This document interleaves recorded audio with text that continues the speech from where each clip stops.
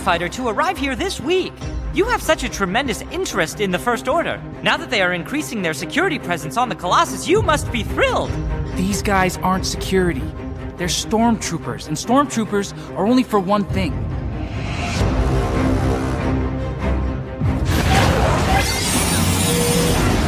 Looks like there was a system here, but there's no star. Those planetoids.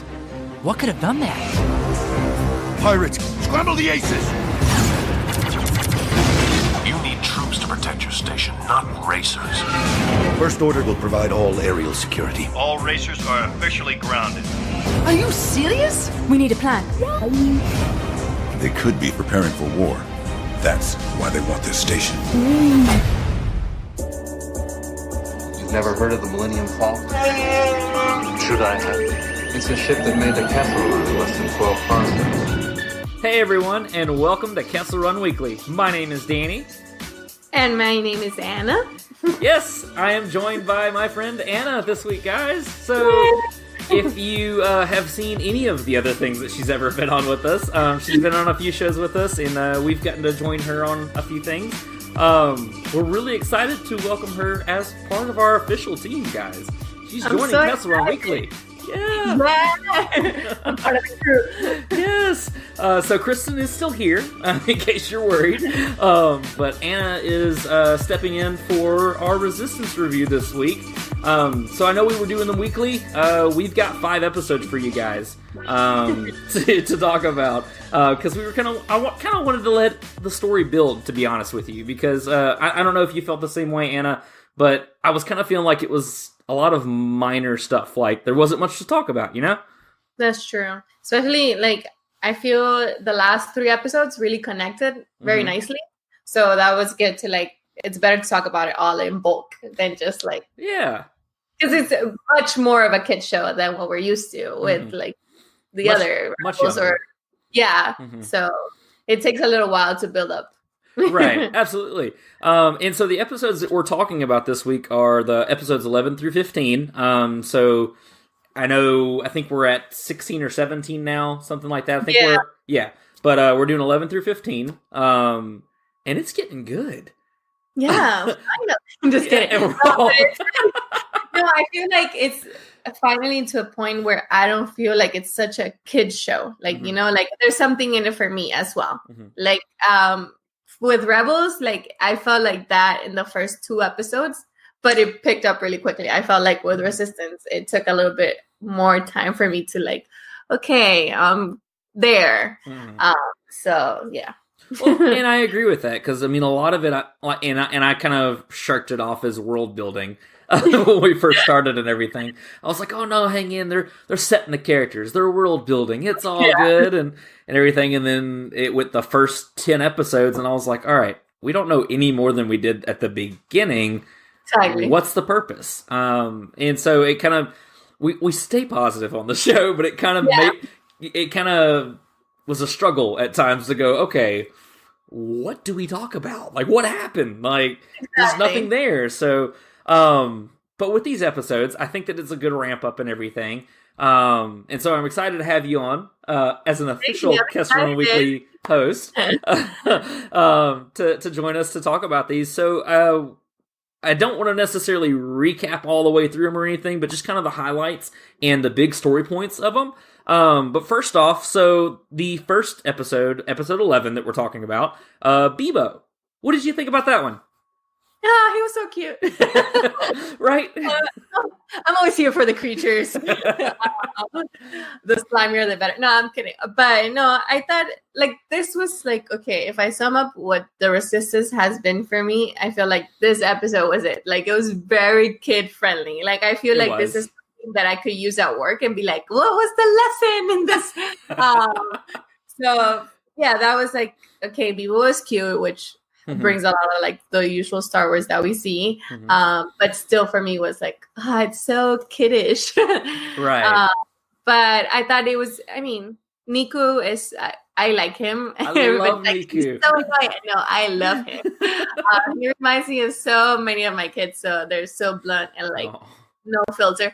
So I like that about the that's what keeps bringing me into the characters. And I thought it was cool for them to see, like, okay, look, we're still doing something for Niku. So I like that about you. I did too. I agree with that. With Niku, like, I don't. He's kind of. I mean, not necessarily gotten on Kristen's nerves, but it's not been his favorite. I've loved him from the beginning. Like, I don't know. Like you said, I love his bluntness and his just kind of like, just unaware of everything. Like, he just calls it like he sees it. And then most of the time it's absolutely hilarious.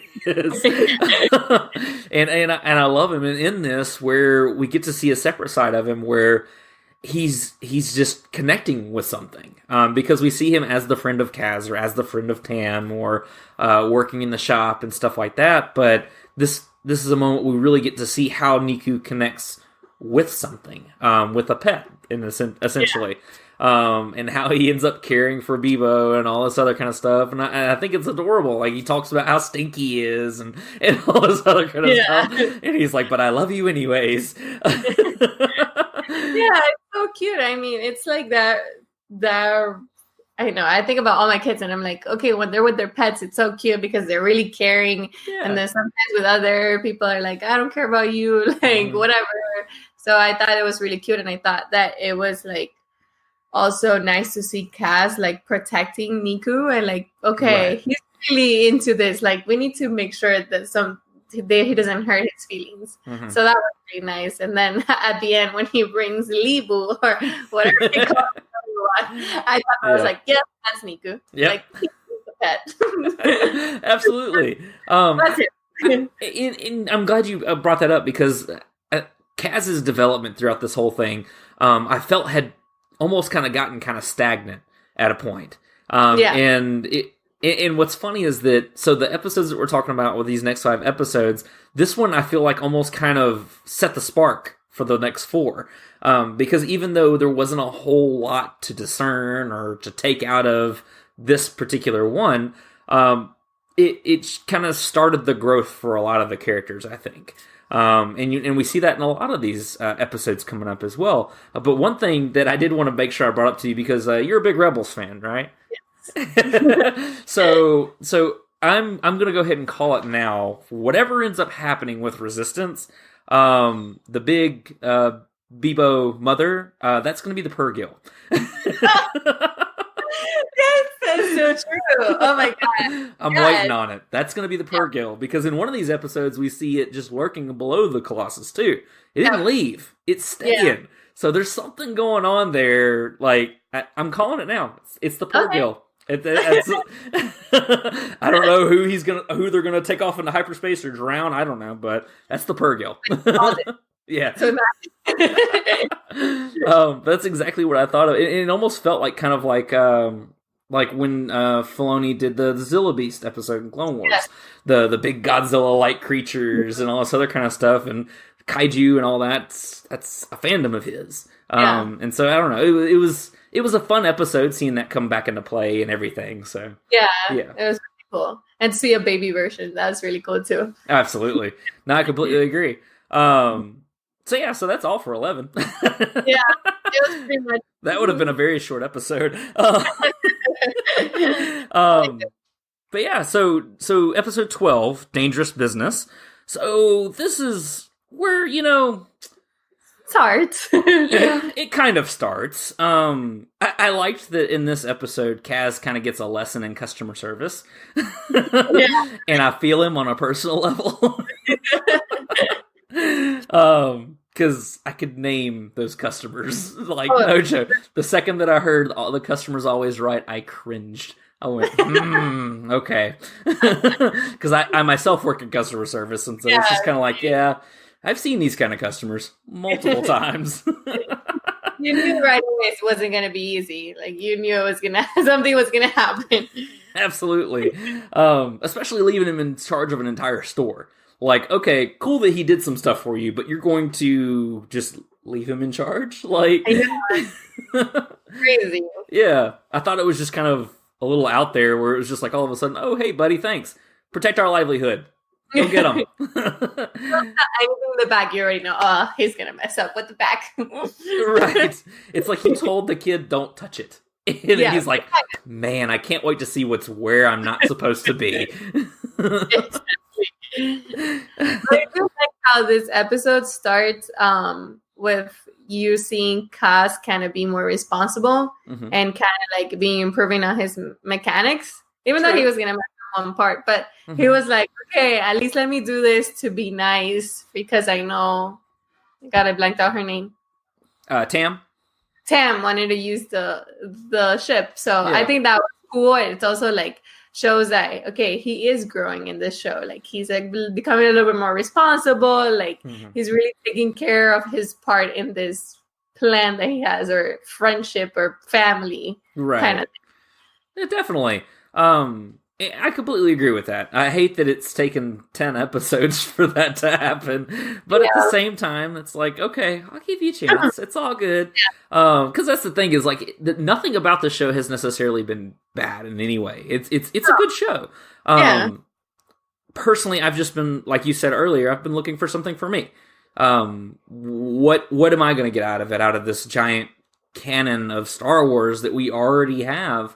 So how does it affect it? Is this just a feel-good kind of show, or are we going to have some story and things like that? And so I like that this episode, I feel like, really kind of starts to kick that into gear because Kaz gets the run in with the First Order unknowingly after he deals with the worst irate customer ever. Which is why I never follow anyone to their car. Hey, will you load this in for me? No, I'm good. Thank you, though. And that's the thing. Like, he still has so much to learn because, I mean, if BB-8 has to tell him, like, look, this guy looks shady. Like, and you're like, oh, yeah, kind of. But, like, no, dude, like, you're supposed to be part of the resistance. You're supposed to, like, pick on these things, problem solve. Like, don't do it right away. So that's what it stresses me out about the show. I'm like, come on. But then I remember it's like a show. It's just that we're used to like Filoni's being like, okay, with the Clone Wars, we were like already at war. So it's already a dark time. This is still so happy. I'm like, so I keep waiting for that moment. Like, I know you're going to come out there, Filoni. Like, let me see who, where. Right. But, yeah. I want to establish the happiness and then promptly take it away from you. Exactly. It's bound to happen. Right. But yeah, so basically, so the customer, I can't remember his name at the moment, but the customer ends up stealing a rare mining component that I thought was interesting because obviously, so with episode the mid-season finale, episode 10, Station Theta Black, that's where they learned that the First Order was creating weapons for large-scale armies. For all of us that have seen these movies, we're like, and so, okay, so, thanks for telling us what we know. Okay, move on. But I guess what interested me with this this mining piece was it was talking about like it's used for large scale mining, and I know that Kaz was directly putting it back to the weapons, but it made me think of Starkiller. Because even though we have seen Starkiller shown in the show already, I wonder if they're still working on it. It's still not to be complete. Right. Because this is 6 months out from Force Awakens, which means that we're going to be running up on it fairly quickly, which means it's going to be getting dark pretty quick. Come on! Right? Give me my tragedy. No. Yeah. But yeah, so I'm interested to know if that does have anything to do with Starkiller and the construction of it and everything. But yeah, but for... Oh, go ahead. I'm sorry. No, sorry. You know what it also reminded me? Because I've been rewatching Rebels this whole week. You know how also in Rebels, they... in the one of the last episodes that they go into a mining guild also. And they notice that the Empire, the Empire was taking over also to do their stuff for the weapons for the.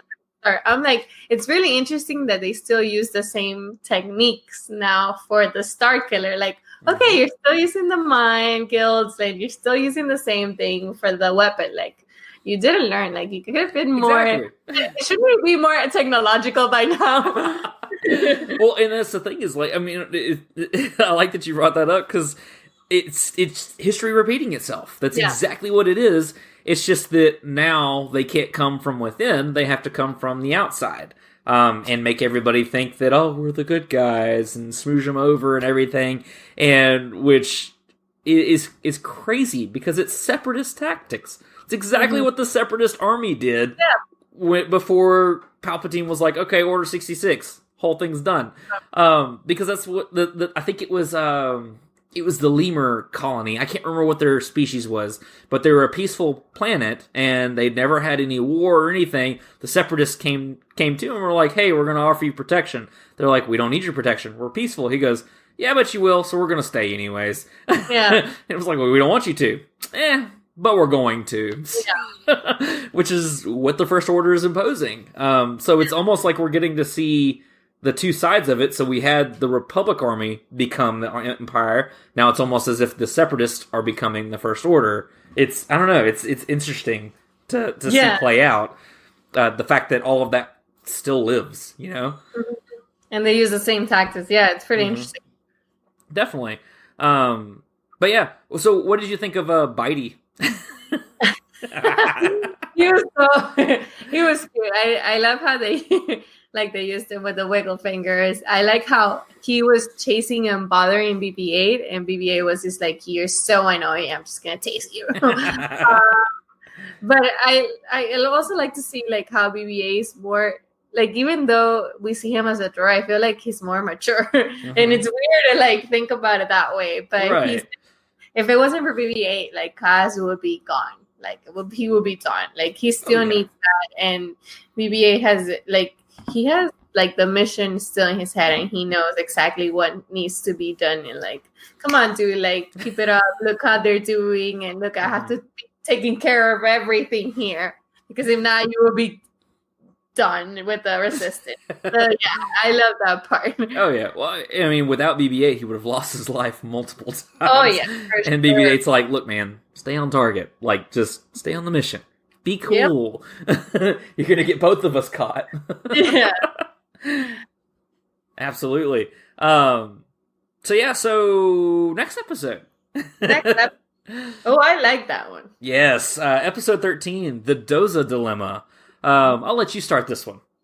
So, this is the episode where we're now seeing like the pirates attacks, and they kind of like working with the First Order, which I thought that was really cool to see how in this one they're using them against like the whole colony. So I like how Kaz is still going after Synara, and he still hasn't realized I'm going ahead. But before that, I love the game that they used of the shooting game. Oh yeah. I don't know what it's called, but I thought that was really cool because it reminded me of A New Hope, where Luke is like practicing, and I was like, oh, this is the shooting version. It's super cool. Yeah. And them realizing like, oh, Synara can shoot, and then I hated that he didn't click on that one together, but it's okay. He's still very innocent. But it's cool to see now the First Order kind of get dark, and it's like, okay, Doza is not really listening to us. Let's hit it where it hurts. And for me to see how they're like going to be the I forgot the name. Not the Empire. First Order. First Order. Oh wow. First Order has like, okay, we're gonna go against your family and like kidnap Tora in order for you to realize that you need us. I thought that was like dark, but pretty cool that it happened. Obviously, it didn't like the part that you guys kidnapped, but it's like the techniques that we know that they're gonna use. So I thought I was like, oh, it's interesting for them to show us in a kid show that they're gonna kidnap the daughter of the the in charge. Well, and I think this is one of the moments where it gets the most serious, to be honest. Yeah. Because it was just kind of like, oh, okay, we're going there. That's cool. I wasn't expecting it either, but like, I feel like from the beginning, you kind of know that the pirates will be portrayed. Like, there's no way they're getting paid. Like, maybe for the first few jobs and everything, but when they're like, all right, we're out of this, we're done, this is it. It's like, okay, yeah, because the First Order lets people go to... Yeah, it's so quick. No. Yeah. It's kind of like, I want out of this life. Oh, do you? Well, No. not happening. Yeah. But, I mean, as wrong and messed up as it was like a really weird genius to play it that way, because I actually didn't see that coming in the episode. After the fact, I was kind of like, oh, it's kind of smart. Okay. It's like, well, that's cool. Yeah. But during the episode, I mean, I was actually sucked in, which hasn't happened often with the show. And so, I mean, I was pleasantly surprised and very excited about that. So the pirates, at the instruction of the First Order, kidnap Tora, and then double turn the First Order. They're like, oh, the First Order's here to pick her up. And then they start firing on the pirates. And I'm like, what the heck? And then they rescue, quote unquote rescue Tora straight from the pirates, bring her back to the Colossus. And it's like, oh, well, we did this for you. You know what? It does look like you need protection.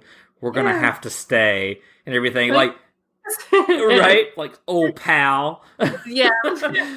Which in the separatist tactic part, I thought was interesting is that, so at this point, Commander Doza hasn't agreed to the First Order occupation yet, but Von Reg tells him, well, we'll leave a small security detail for you. And it's almost like, let me just put my foot a little bit in the door. Cool, now you can't shut me out. Sorry. Oh, no, go ahead. No, I like also that in the episode you see Sinara kind of like going back and forth, knowing that she's doing something wrong, and kind of like feel that guilt because these people have treated them so nicely. Mm-hmm. So it was cool to see that dilemma that she has as well. But also her being scared of the pirates, because then at the end of the day, she is part of their crew. Right. And same thing with the separatists, it was like, oh, you guys are using the same techniques from before.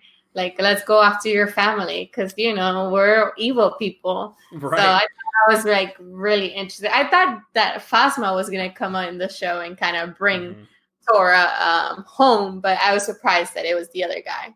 Oh, yeah. But I was like, okay, cool. I mean, Doza has no choice now. You rescued his daughter, which is the most valuable thing he has right now. So right. He's screwed. Exactly. Because, I mean, it leaves him with no choice. At this point, in his mind, he couldn't even protect his own daughter. Mm-hmm. And, I mean, I would imagine to a father that's the worst feeling. And even though he's like, oh, no, your security detail's not needed. No. We insist. Yeah. It's like, I see what you're doing. Yeah. And there's a part in this episode. Was it this one? No, it's the next one. No, go ahead. Well, we'll go ahead. We'll jump into the next one then. So the next episode to cover, which we're making some good time on this, because I've got some deep discussion I want to get into a little bit. But for this one, so episode 14, the First Order occupation. Who saw that coming? So with this one, obviously the First Order has fully decided that, you know what, the Colossus is our home, and they're looking for a spy, which is not good news for Cassie, old boy. But yeah, so they're looking for a spy. And I liked, there was one part where Doza was talking to, I think it was Commander Pyre, the Gold Trooper. Yes. I always felt like, I don't know why, but I'm forever going to associate them with Power Rangers because that's exactly what it makes me think of every time. That's true. So the Gold Ranger. No, I'm just teasing. But yeah, so at one point, Doza, though, mentions to Commander Pyre that he said, it seems that some of your troops think that that their authority supersedes mine.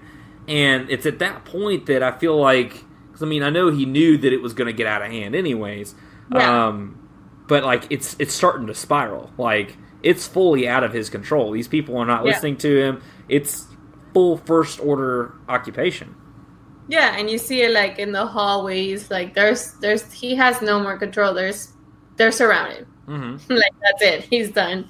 Yeah, and I mean they're like shaking down random citizens and all this other kind of stuff. I did like it. I think it's Okay, so it's the next episode. See, I'm about to get ahead of myself too, because that's the one I really want to talk about. But in this one, though, I mean, Kaz ends up finding out Sonara through one thing to another and everything. To be honest, because she's not as good of a spy as she thinks she is either.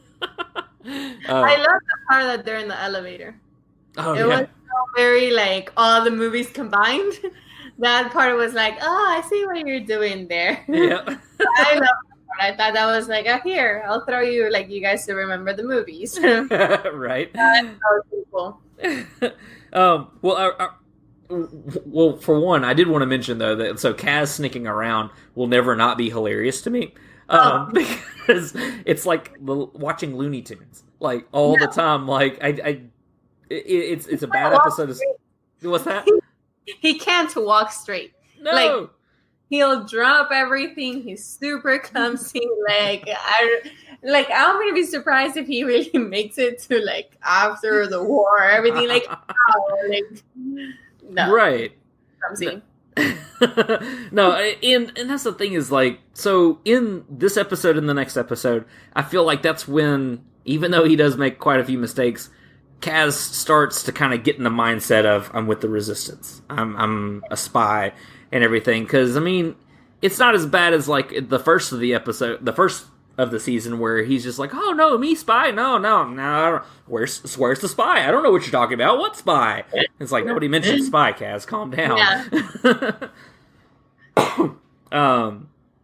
But, like, I think that he's kind of slowly coming into his own as far as really realizing the gravity of the situation, I think. Sure. As far as seeing the First Order up close. Because, I mean, he knows they're the bad guys and everything. Yeah. But it's interesting that it's now really starting to set in for him. Yeah, like, it's real. Like, it's not like, okay, I'm going to go work on a spy mission and come back home and be okay. Like, no, now the problem is there. Yeah. So you need to figure it out. Mm-hmm. Yeah, now it's not keep them from everything else, it's how do I survive this situation. Exactly. And the thing is that they bring the kids, which I'm always so like, okay, who are you? Like, I need to know more. Because they come like in those moments where you're like, okay, why are you coming out of the moment? And how were you able to defeat that first trooper? Right. So, wait, am I going forward?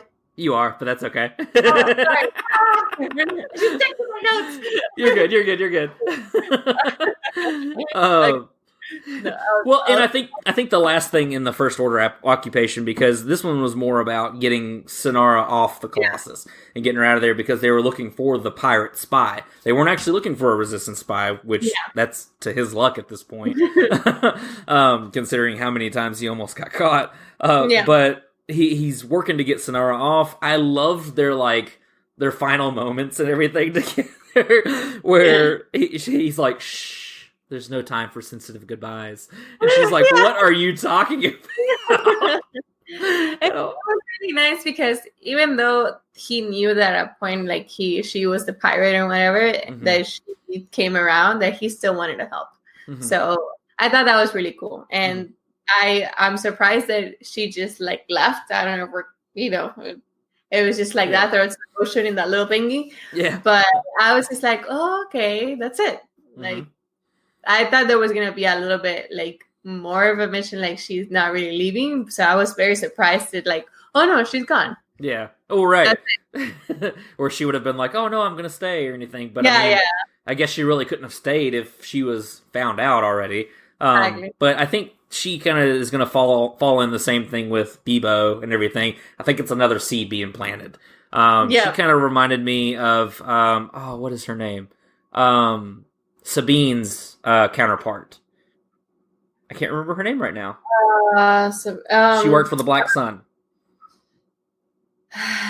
You know who I'm talking about, though. Yes. I forgot her name. But Sabine's bounty. Yeah, I know exactly what you're talking about. Right. But yeah, Sabine's bounty hunter friend that worked for the Black Sun, that was at first an adversary and comes in the end in Rebels, spoiler alert, and helps out everybody and helps save the day and everything. and completely liberate Luthal. So I think that she's going to be. I think she's a seed that's been planted for later. I don't think this is the last we've seen of her. Yeah, for sure. And especially because I like those characters. I like when Filoni brings all the bad characters and they make you think like, oh, this is why they did it. Mm-hmm. But it also is a character for them to think like, it's not over. Like there's a part that it's good that you can still change. So, and that's what I love about Star Wars is those redemption stories. So I'm always up for that. So I'm like, yes, come back, save the day. Because even with Maul, I'll say like he had his redemption. Even it didn't last long, but it was there. So I always love those little. I mean, technically, Vader's didn't last long either. So and Vader had the best redemption stories in Star Wars. So you're right. which I think is a lot of why everyone's conditioned to hope that Kylo turns, and also maybe we can save Ben. I don't think he's making it out of 9, but. He'll be one of those like with Vader at the last moment, like, oh yeah, I see the error of my ways. I'm good now, dead. So well, that's I'll take forever talking about it. That's a different episode. Yeah. But yeah, so in that one though, I mean, I thought that was really cool.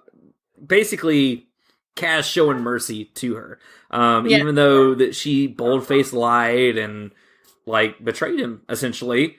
At the same time, he's like, you know what? I know you're this person. I know you're a pirate. I know who you are. It's all good. I get why you're doing it.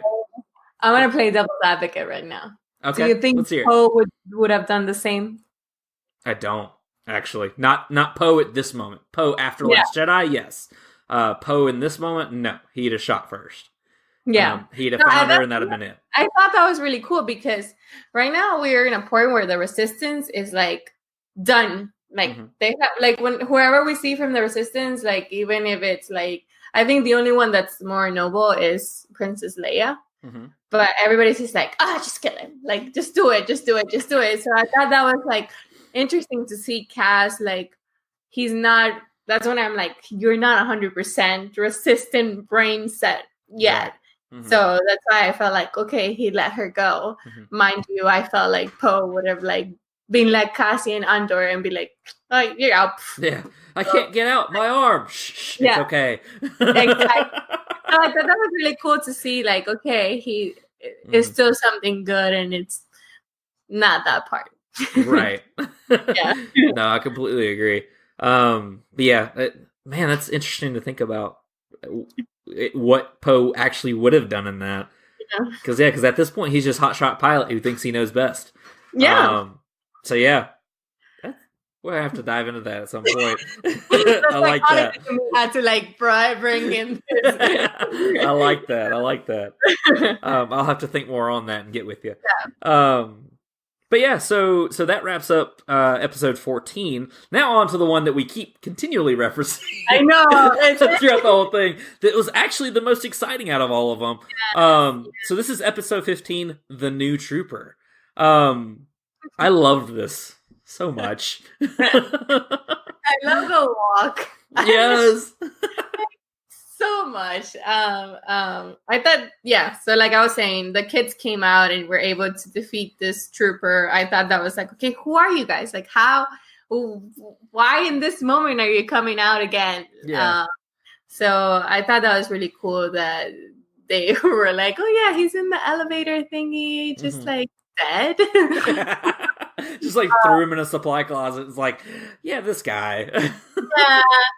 And then I love when BB-8 is like dragging him. He's got him on his head. Yeah.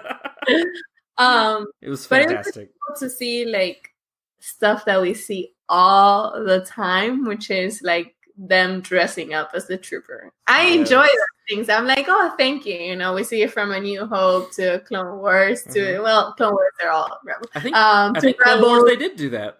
I want to say at one point one of them did. I could be wrong. I know Kanan did multiple times. Yeah, Kanan and Rex. Maybe that's what I'm thinking of. Yeah.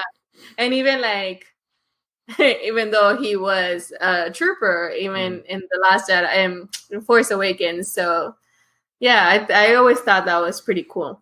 Oh, definitely. I like seeing behind the mask and everything too, because I didn't think that they were going to take him off. I thought that they'd take the hat off, or not hat, helmet off, Yeah.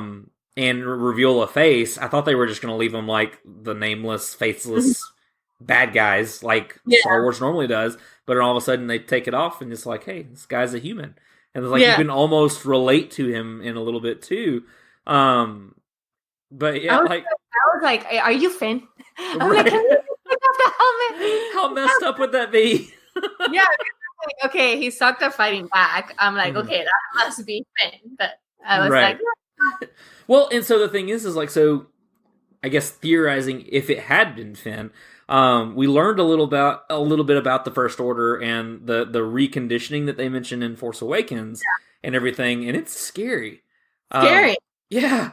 I did not realize that they did this. So they say at one point, it's when Kaz is as a stormtrooper, and they're in Doza's office, and he's like he's acting erratically and outside of his conditioning. Send him for a mental wipe and reprogram. He's like, whoa, nope, not happening. And then he even calls it a brain scrape.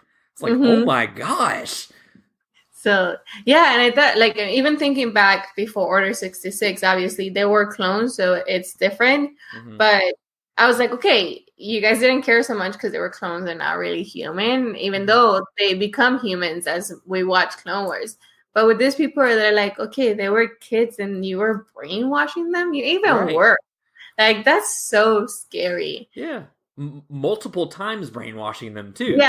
So it's like if they do anything outside of what you want... Yeah, if they do anything outside of what you want, you take them, you recondition them, you wipe their mind, and then send them back into battle.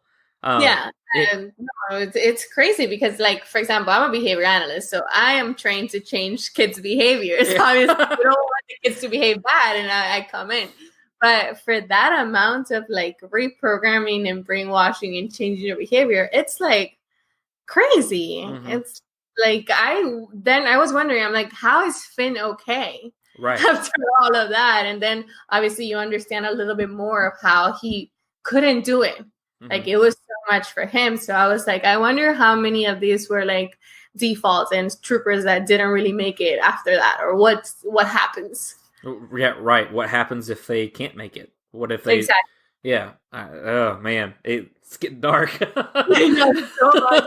getting dark. But yeah, like, it's... and this is what we were mentioning at the first of the episode, too, or of the show, where it's these big things. It's like, oh, man, I didn't know that that's what they called it, or I didn't realize how severe this was, kind of things like that. These revelations to let you see into the sequel trilogy, because as much as I love the sequel trilogy, we know nothing about it at all. No.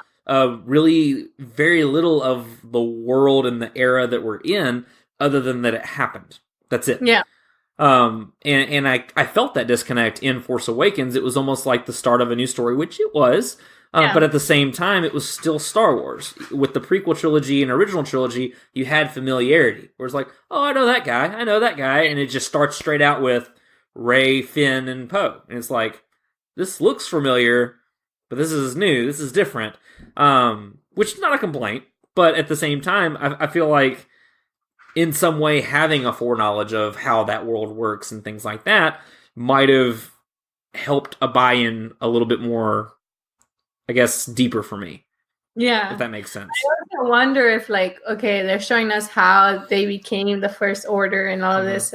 I'm like, are they giving like us like a little hint of what's coming with episode 9? Because I'm like, you guys are showing us really dark secrets of the First Order. Right. Like, is Man really not gonna turn?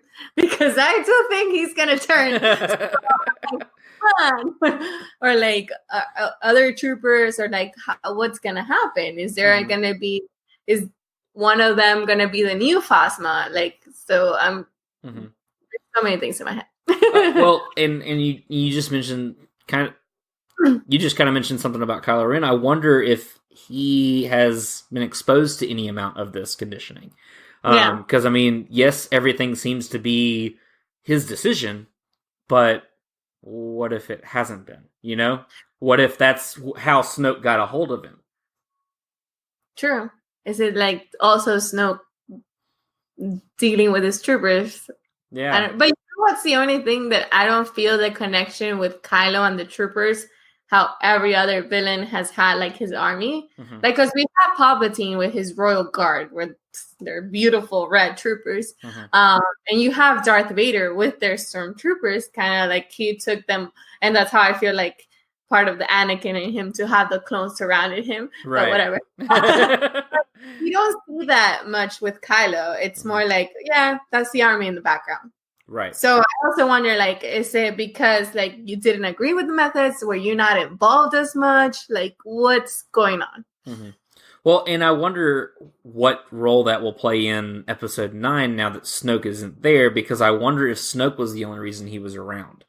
Because Hux didn't agree with him. Hux was not happy with him in any way or fashion.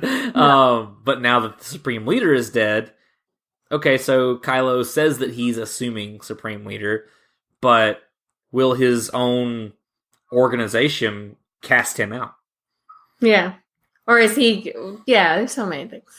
So many things. I feel like that, going back to the episode, I think that they show us BB-9E more on this episode than they did in the whole Last Jedi. Yep. So, here, for everybody that complained that BB-9E was only shown for 2 seconds in the movie, and then people like me that bought, like, the pops. Cool. Yeah, so I thought that was, like, something thrown to the fans. Absolutely. No, I loved that 90 showed up. As soon as he showed up, I was like, oh man, because my dad actually built one. So I was kind of like, that's cool. Yeah. I liked that BB-9E was like literally portrayed on screen as a little snot. Like he was just a little brat. Like, no, you're not getting this. Get away. Like electrocuting him and everything. I love that sequence. I love the droids. Oh yeah. It reminds me a little bit of Chopper, and I'm like, oh, Chopper's my favorite. Yeah. So I think it was Bucket had a drawing of Chopper on. Yeah. That's what it was. I was like, I have that in my notes. I was like, wait, that was Chopper. It's like, hold on. That's cool. Yeah. Hero of the Rebellion, Chopper. Yeah, Chopper.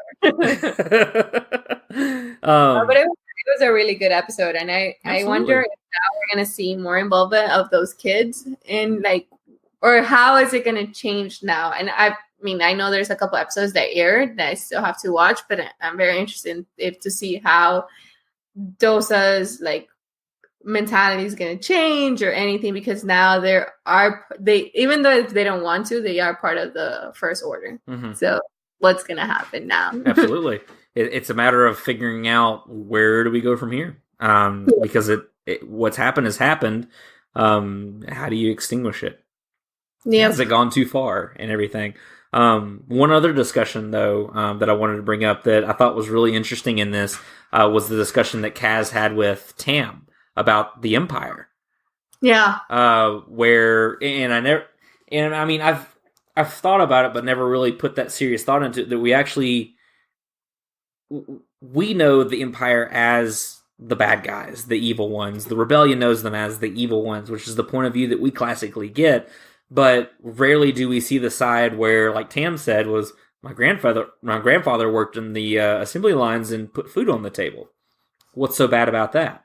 And things like that. And it was just kind of like, man, because when the Empire fell, I wonder how her family felt about that. Yeah, that was very interesting. And that reminded me also of Sabine. You know, she was part of it, and she went to the academy and everything, because at that moment, if you really think about it, you're a brilliant pilot, you're really good with weapons, like that's what you did, right? And that's when the whole psychology of like, okay, the war is evil in both parts if you want to really look at it. And I thought that was also really interesting to bring it up, how they brought it up in The Last Jedi, like yeah, they are bad, but look closer, they also have people working for them that must just be their job. So like, is that really bad? Is it something to be scared of? Like I wasn't scared of my grandfather or father, right? So I thought that was like a brilliant point, and that's when I feel like this is the moments where like I see the George Lucas in the show, like bringing those like, oh look, I'll tell you about war and like how it's more just the good and the bad. Absolutely. And just like you said, there's not really a good or bad, depending on your point of view. Because Star Wars is big on certain point of view and everything. But I think it's interesting to see the point of view of someone who was associated in some way with the Empire, and that the Empire fell, the New Republic was formed, and she's like, you know what? I mean, kind of like how it was with Jyn in Rogue One. I don't have the luxury of political opinions, which I think is interesting. And so I'm interested to see how Tam's character is going to develop out of this. Because the First Order, just like she said, she's like, what's so bad about them? They want to protect us and everything. It's like, but you don't get it. There's more. There's more to it. It's more like a mafia shakedown. But at the same time, she's just looking at it. It's security. I feel safe. I'm good. Which is how a lot of people are and everything. And there's not really a winner in war. And I like that the sequel trilogy and even Rogue One blurred those lines of well, who are the good guys? Who are the bad guys? Because you both have done pretty questionable things. So it brings it back, even like with so many people that disagree with the Jedi Order. And we see it a lot in Clone Wars when they're even bombing the Jedi temple. So it's like, those are the things that, okay, for you guys, the Jedis are really good, but for these people, they're not the greatest. Right. It's very interesting that they always bring those topics around. Absolutely. I definitely want to like explore a series on that. To be honest with you, like just go ahead and have it. We'll explore it from a certain point of view. I'll bring all my neuropsych books. Right. Let's just go ahead and really dive in. Like this. Definitely. I think that's all I had for. Oh, and the last thing that I wanted to mention about the kids, the children from Tahar that showed up again. I think that the girl is Force sensitive. I really wanted to see that. I have that in my notes too. I think she's Force sensitive. Too. I didn't think it was the boy. I thought it was the girl, and that's how I think that she took over the stormtrooper, the First Order trooper, whatever. So yeah, and made it to where he could simply slip on a flying fish. Yeah, exactly. I do think the same way. I think she's, because I think in an earlier episode when they were first introduced, she said something about having visions or dreams, or I can't remember how they said it. But I think something about her or maybe their culture. I think she's Force sensitive, and I know it's the big brother, but I feel like he's super overprotective of her because I think kind of knows, but doesn't want anybody else to know. Absolutely, there's no more Jedi. So yep, absolutely. No, I completely agree. So I guess we'll see what happens. Let's see what happens. It's good. It is getting really good. I actually texted Kristen today when I was catching up on all of it and everything. I texted her, I was like, I know you said you didn't want to watch this anymore, but it's getting good. Yeah. And she was just like, ugh, fine. She'll join next time. Yeah, exactly. So maybe she'll join us up next time and everything. But if you don't have any last thoughts, I'm good too. You good? Good. Cool. Yeah. So I guess we'll go ahead and close it out. Anna, thank you for joining me. Officially as my co-host. Yes. Yeah. Yeah. I'm really excited to have you on the team.